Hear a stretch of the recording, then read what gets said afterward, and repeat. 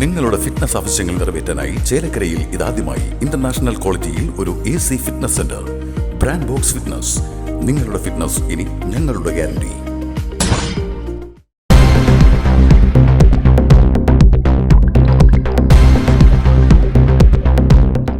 വരുന്ന ലോക്സഭാ തെരഞ്ഞെടുപ്പിൽ ആലത്തൂർ സ്ഥാനാർത്ഥിയാകുമെന്ന സാധ്യത തള്ളാതെ മന്ത്രി കെ രാധാകൃഷ്ണൻ.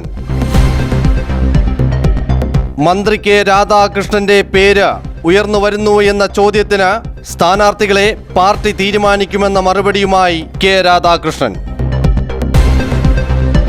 പല പേരുകളും പറയും.